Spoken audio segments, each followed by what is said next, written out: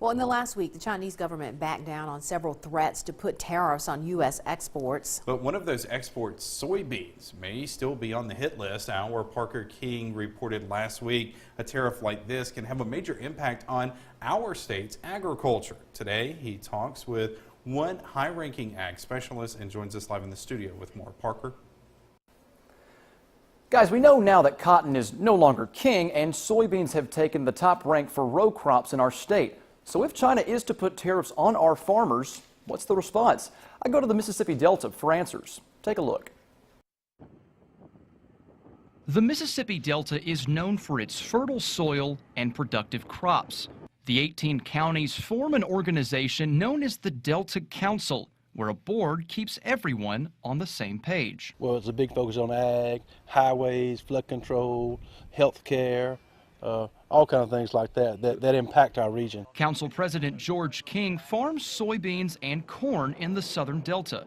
He says the tariff threats on soybeans made by the Chinese is something to be on the lookout for. You know, there's all kind of policies that go on that can affect the markets, and more or less the rumors can affect the markets more than the actual facts. You know, so we just have to watch what's going on in the federal government or any policy making decisions that will affect our markets. King has farmed the same land for over 30 years, and for him, rising and falling prices of crops is something seen every day, just like a stock market. It's publicly traded, you know, so we have a free market here in our country, so it's traded just like supply and demand. But a tariff like this could mean more than just cents on the dollar.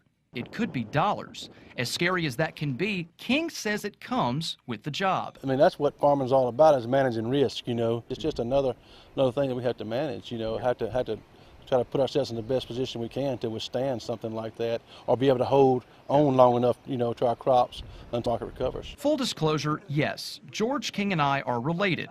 He's my uncle. My Uncle George knows how important agriculture is for our foreign policy and hopes it continues to stay that way. Ag has been a bright spot, you know, in our relations with other countries, in our trade with other countries. So we hopefully that both countries will realize that a trade war is not very good for anybody.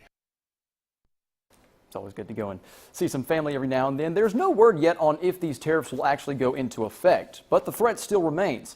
And even if something is to happen, it would be months before even anything is implemented, giving farmers plenty of time.